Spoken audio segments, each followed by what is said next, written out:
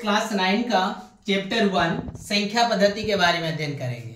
ठीक है, तो संख्या पद्धति में हम लोग संख्या के बारे में जानेंगे। संख्या कितने प्रकार की होती है उसके बारे में इस चैप्टर में हम लोग डिस्कस करेंगे।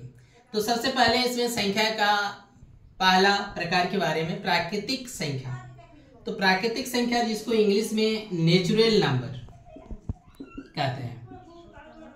प्राकृतिक संख्या क्या होती है? अगर किसी वस्तु को हमको गिनना है कि कितना वस्तु है या फिर कक्षा में कितने स्टूडेंट्स हैं, तो सबसे पहले शुरुआत हम कहाँ से करते हैं? 1 से करते हैं। तो प्राकृतिक संख्या की शुरुआत क्या होती है? 1 से होती है।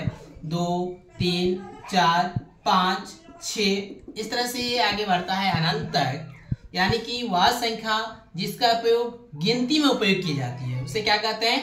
प्राकृतिक संख्या यानी कि नेचुरल नंबर कहते हैं। ठीक है, चलिए नेक्स्ट आते हैं इसमें पूर्ण संख्या जिसको इंग्लिश में होल नंबर कहते हैं। अगर हम प्राकृतिक संख्या में शून्य को सम्मिलित कर लेंगे तो हमें पूर्ण संख्या प्राप्त होती है। तो प्राकृतिक संख्या में किसको सम्मिलित करेंगे? शून्य को। तो शून्य से ये शुरू होती है 1, 2, 3, 4, 5 इस तरह से ये आगे बढ़ता है और इसका अंत कभी होता नहीं है। तो क्या होती है कि पूर्ण संख्या शून्य से शुरू होती है जबकि प्राकृतिक संख्या 1 से शुरू होती है। अगर आपको सवाल पूछा जाए कि सबसे छोटी प्राकृतिक संख्या कौन सी है, तो सबसे छोटी प्राकृतिक संख्या 1 होती है और सबसे छोटी पूर्ण संख्या क्या होती है? शून्य होती है। और यहाँ से ये भी सवाल आपको पूछा जा सकता है कि प्राकृतिक संख्या पूर्ण संख्या होती है कि नहीं। तो सभी प्राकृतिक संख्या क्या होती है? पूर्ण संख्या होती है और सभी पूर्ण संख्या जो है वो प्राकृतिक संख्या नहीं होती है। क्यों नहीं होती है? क्योंकि शून्य है जो एक पूर्ण संख्या है, जो एक प्राकृतिक संख्या नहीं होती है। ठीक है, इसमें पूर्णांक जिसको इंटीजर्स कहते हैं। चलिए इंटीजर्स क्या होते हैं कि अगर हम सभी धनात्मक संख्या, सभी ऋणात्मक और शून्य को सम्मिलित कर लेंगे तो हमें क्या प्राप्त होती है? पूर्णांक प्राप्त होती है। यानी कि 0, 1, 2, 3, 4 ये सभी क्या होती है? धनात्मक की होती है और इधर -1, -2, -3, -4 ये सब क्या होती है? ऋणात्मक होती है। तो ये सभी पूर्णांक को क्या कहते हैं? धनात्मक पूर्णांक कहते हैं। और ये सभी जो होती है -1, -2, -3, -4 इसको ऋणात्मक पूर्णांक कहते हैं।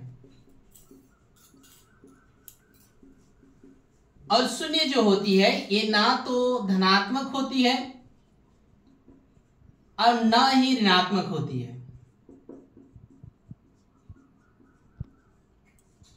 चलिए यहां से फिर सवाल बनते हैं इसमें, क्या सभी प्राकृतिक संख्या पूर्णांक होते हैं? तो क्या होगा? हाँ, सभी प्राकृतिक संख्या क्या होती है?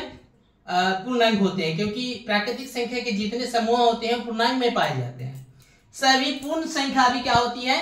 पूर्णांक होती है। लेकिन याद रखेंगे सभी पूर्णांक जो है वो पूर्ण संख्या नहीं होती है, या फिर सभी पूर्णांक जो है वो प्राकृतिक संख्या भी नहीं होती है। क्यों? क्योंकि ऋणात्मक संख्याएं जितनी होती है ये सभी पूर्णांक होते हैं, लेकिन ये ना तो पूर्ण संख्या होते हैं ना तो प्राकृतिक संख्या होते हैं। ठीक है, चलिए चौथा, ये आप लोग पहले भी पढ़ चुके हैं, समसंख्या। समसंख्या क्या होती है कि वह संख्या होती है जो 2 से भी पूरी विभाजित होता है। किससे विभाजित होता है? 2 से विभाजित होता है।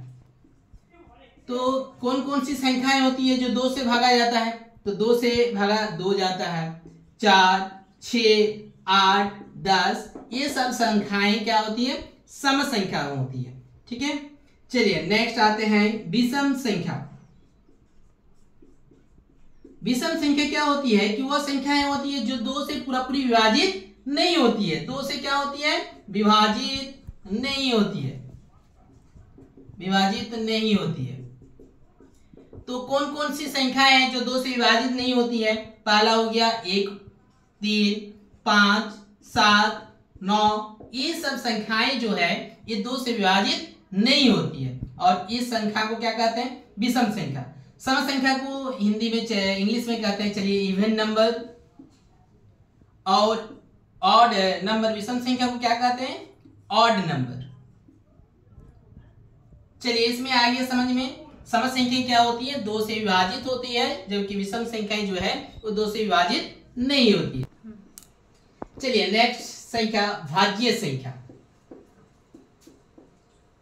जिसको हिंदी में इंग्लिश में कॉम्पोजिट नंबर। चलिए भाज्य संख्या क्या होती है कि ऐसी संख्या जिसके गुणनखंड क्या होते हैं? 2 से अधिक होते हैं, मतलब जो संख्या 2 से अधिक संख्याओं से विभाजित होती है। जैसे पहला भाज्य संख्या क्या होती है?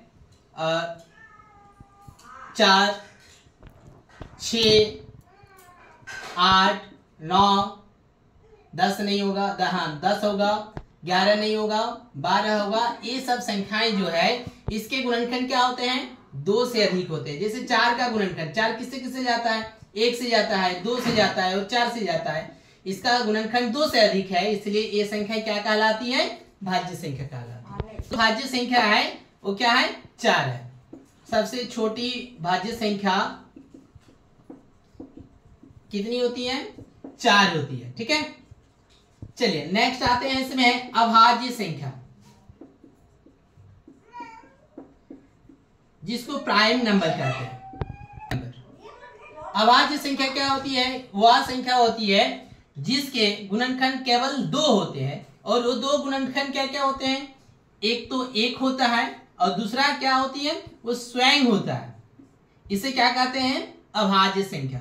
तो सबसे छोटी अभाज्य संख्या 2 होती है, उसके बाद 3, 7, 9 नहीं होगा, 10 नहीं, 11, 13 इस तरह से होती है। तो अभाज्य संख्या 2, 3, 5, 7, 11, 13 ये सब क्या है? अभाज्य संख्या है। इसके गुणनखंड केवल 2 है, एक होती है और वो स्वयं होता है। ठीक है, तो सबसे छोटी अभाज्य संख्या सबसे 2 है, जो एक सम संख्या है। एक सम संख्या है। बहुत इंपॉर्टेंट चीज है कि सबसे छोटी अभाज्य संख्या क्या होती है? 2 होती है, जो एक सम संख्या होता है। 2 के अलावा कोई भी अभाज्य संख्या सम संख्या नहीं होती। ठीक है, तो सबसे छोटी अभाज्य संख्या 2 है, जो एक सम संख्या होती है। 2 के अलावा कोई भी संख्या सम संख्या नहीं होती है, अभाज्य संख्या सम संख्या नहीं होती है। चलिए इसमें एक इंपॉर्टेंट चीज नोट कर लेंगे। एक जो है, एक न तो भाज्य होती है और न ही अभाज्य। एक ऐसी संख्या है जो ना तो भाज्य संख्या होती है ना ही अभाज्य संख्या होती है, क्योंकि एक का जो गुणनखंड है सिर्फ 1 होता है। वो भाज्य संख्या का डेफिनेशन भी सेटिस्फाई नहीं करता है, अभाज्य संख्या का भी डेफिनेशन सेटिस्फाई नहीं करता है। इसीलिए एक को ना तो भाज्य में रखा गया है ना तो अभाज्य में रखा गया है। ठीक है, चलिए नेक्स्ट फिर आते हैं सह अभाज्य संख्या। सह अभाज्य संख्या, जिसको इंग्लिश में कहते हैं को प्राइम नंबर। को प्राइम नंबर क्या होते हैं कि ऐसी 2 अभाज्य संख्या होती है जिसके सार्वगुणनखंड केवल 1 होते हैं। ऐसी 2 अभाज्य संख्या जिसके सार्वगुणनखंड क्या होते हैं? केवल 1 होते हैं। जैसे उदाहरण के लिए अगर हम 2 और 3 लेते हैं, तो 2 और 3, 2 का सार्वगुणनखंड कीजिए, 1 और 2 होगा। 3 का गुणनखंड क्या होगा? 1 और 3। तो दोनों में सार्वगुणनखंड केवल क्या है? 1 है।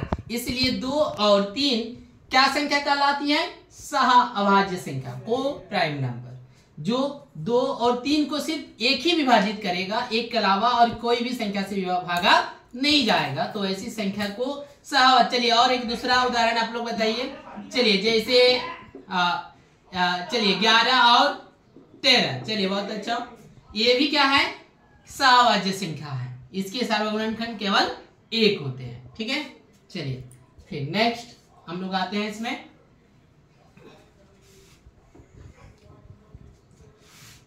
चलिए इंपॉर्टेंट चीज, परिमेय संख्या जिसको रेशनल नंबर कहते हैं। परिमेय संख्या वह संख्या जिसे हम P/Q के रूप में लिख सकते हैं, जहां P और Q पूर्णांक है तथा Q नॉट इक्वल टू 0। परिमेय संख्या क्या होती है कि वह संख्या होती है जिसे P/Q के रूप में लिखा जा सकता है, जहां P और Q क्या होगा, पूर्णांक होगा। याद रखेंगे P का वैल्यू 0 हो सकता है लेकिन Q का वैल्यू कभी 0 नहीं होगा। जैसे उदाहरण के लिए 0/1 तो P/Q के रूप में लिखा गया है, P का वैल्यू 0 है, Q का वैल्यू 1 है और P और Q दोनों क्या है, पूर्णांक है, इसलिए 0/1 एक परिमेय संख्या है, यानी कि 0 एक परिमेय संख्या है। चलिए -2/-3 ये भी क्या है, P/Q के रूप में है। P और Q पूर्णांक है, नेगेटिव और पॉजिटिव दोनों हो सकते हैं। -5/2 तो ये सभी क्या है, परिमेय संख्या है जिसे हम P/Q के रूप में लिख सकते हैं। तो किसको हम P/Q के रूप में लिख सकते हैं, प्राकृतिक संख्या को हम परिमेय संख्या के रूप में लिख सकते हैं, पूर्ण संख्या को भी लिख सकते हैं। अभी तक हमने जितनी भी संख्याएं इसमें पढ़े सभी संख्या को हम P/Q के रूप में लिख सकते हैं। तो सभी क्या होते हैं, परिमेय संख्या होती है। ठीक है, चलिए नेक्स्ट आते हैं। फिर है अपरिमेय संख्या, इरेशनल नंबर, वह संख्या जिसे हम P/Q के रूप में नहीं लिख सकते हैं, P/Q के रूप में नहीं लिख सकते हैं, जहां P और Q पूर्णांक है तथा Q नॉट इक्वल टू 0। तो ऐसी कौन कौन सी संख्याएं होती है जिसे हम P/Q के रूप में नहीं लिख सकते हैं, जैसे √2 इसको हम P/Q के रूप में नहीं लिख सकते हैं। √3 हो गया, 0.01, 001, 0001, ये सब जो है संख्याएं जो है इसको हम P/Q के रूप में नहीं लिख सकते हैं। इसका फिर हम लोग विस्तार से फिर नेक्स्ट चैप्टर में बताएंगे। परिमेय संख्या का दशमलव प्रसार जब हम लोग पढ़ेंगे तो उसका दशमलव प्रसार क्या होते हैं, तो उसके बारे में भी हम लोग डिस्कस करेंगे। ठीक है, चलिए अभी आप लोग इतना जान लीजिए कि अपरिमेय संख्या क्या होती है, कि वह संख्या जिसे हम P/Q के रूप में नहीं लिख सकते हैं उसे अपरिमेय संख्या, इरेशनल नंबर कहते हैं। जैसे √2 हो गया, √3, 0.01, इसका ये जो लिखा गया है ये क्या है, अनवसानी अनावर्ती होते हैं इसका दशमलव प्रसार, इसलिए ये अपरिमेय संख्या होती है। इसके बारे में फिर हम लोग डिस्कस करेंगे नेक्स्ट चैप्टर में। चलिए अभी आते हैं इसमें वास्तविक संख्या। वास्तविक संख्या, तो वास्तविक संख्या क्या होती है ना, सभी परिमेय संख्या और अपरिमेय संख्या को ही क्या कहते हैं, वास्तविक संख्या कहते हैं। परिमेय और अपरिमेय दोनों प्रकार के संख्या को वास्तविक संख्या कहते हैं। यानी कि सभी परिमेय संख्या क्या होती है, वास्तविक संख्या होती है, सभी अपरिमेय संख्या वास्तविक संख्या होती है। लेकिन याद रखेंगे सभी वास्तविक संख्या परिमेय संख्या नहीं होती है और सभी वास्तविक संख्या अपरिमेय संख्या भी नहीं होती है। इस टाइप का सवाल आपको एक्सरसाइज 1.1 में मिलेंगे। चलिए ये हो गया टाइप्स ऑफ नंबर्स, नंबर्स का प्रकार के बारे में। अभी हम लोग देखते हैं एक्सरसाइज 1.1 क्लास 9 का 1.1 एक्सरसाइज, क्वेश्चन नंबर 1 पढ़ते हैं। पहला सवाल है, क्या शून्य एक परिमेय संख्या है, क्या आप इसे P/Q के रूप में लिख सकते हैं। तो अभी हमने बताया कि हाँ शून्य क्या है, एक परिमेय संख्या है। क्यों है, क्योंकि इसे हम P/Q के रूप में लिख सकते हैं, क्योंकि इसे P/Q के रूप में लिखा जा सकता है, जहां P और Q पूर्णांक है और Q नॉट इक्वल टू 0। जैसे शून्य को हम 0/1 लिख सकते हैं, 0/2 लिख सकते हैं, 0/3 लिख सकते हैं। इसलिए शून्य क्या है, एक प्राकृतिक परिमेय संख्या है। याद रखेंगे P का वैल्यू 0 हो सकता है लेकिन Q का वैल्यू कभी जीरो नहीं हो सकता है। ठीक है, नेक्स्ट 2 नंबर 3 और 4 के बीच में बोला गया है 6 परिमेय संख्या। किसके किसके बीच में? 3 और 4 के बीच में हमको निकालना। तो 3 को हम एक परिमेय संख्या के रूप में लिखते हैं 3/4, और 4 को भी एक परिमेय संख्या के रूप में लिखते हैं 4/1। तो इसके बीच में हमको निकालना है 6 परिमेय संख्या। तो 6 से एक अधिक गुना करेंगे तो 3 गुना 7 गुना करेंगे ऊपर नीचे, तो 3 7 में 21/7।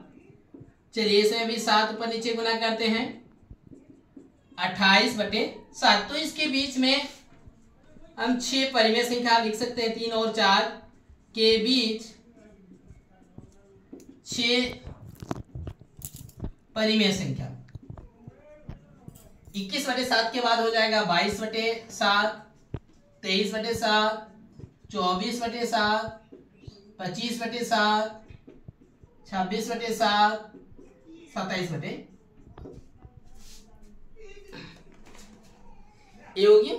चलिए नेक्स्ट हम लोग देखते हैं। चलिए 3 नंबर में बोला गया है कि 3/5 और किसके बीच में? 4/5 के बीच में 5 परिमेय संख्या ज्ञात करना है।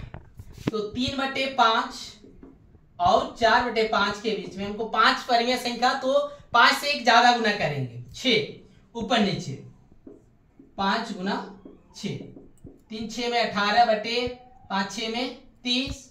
तो इसमें भी ऊपर नीचे 6 से गुना करेंगे, 6 4 में 24/30। याद रखेंगे अगर दोनों का हर जो है अगर इक्वल नहीं होता है तो सबसे पहले हम उसका हर को इक्वल कर लेंगे। अगर इक्वल नहीं होगा तो इक्वल करना होगा गुना करके ऊपर नीचे, उसके बाद ही उसका बीच परिमेय संख्या ज्ञात कर सकेंगे। चलिए अब 3/5 और 4/5 के बीच 5 परिमेय संख्या। 18/30 के बाद हो जाएगा 19/30, 20/30, 21/30, 22/30, 23/30। तो ये हो गया ये दोनों के बीच में परिमेय संख्या।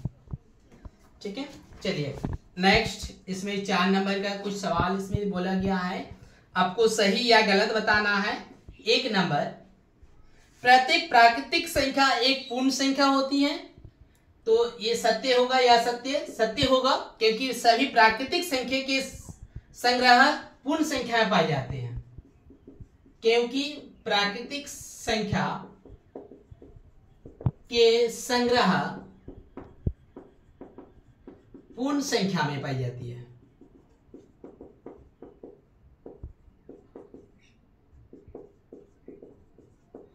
दो नंबर, प्रत्येक पूर्णांक एक पूर्ण संख्या होती है। पूर्णांक क्या पूर्ण संख्या होते हैं? नहीं, पूर्णांक कभी पूर्ण संख्या नहीं होती है, क्योंकि -1 एक पूर्णांक है। -1 क्या होती है? पूर्णांक है, लेकिन वो एक पूर्ण संख्या नहीं है। इसलिए सभी पूर्णांक एक पूर्ण संख्या नहीं होती है। तीसरा, प्रत्येक परिमेय संख्या एक पूर्ण संख्या होती है? नहीं, परिमेय संख्या भी जो है वो पूर्ण संख्या नहीं होती है, क्योंकि देखिए 1/2 एक परिमेय संख्या है जो एक पूर्ण संख्या नहीं है।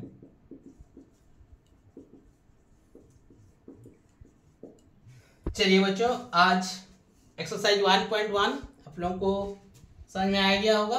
अगर किसी को डाउट्स होगा तो इसमें कमेंट्स जरूर करेंगे, पूछेंगे सवाल। ठीक है, आज के लिए इतना ही। नेक्स्ट हम लोग डिस्कस करेंगे अपरिमेय संख्या के बारे में। ठीक है।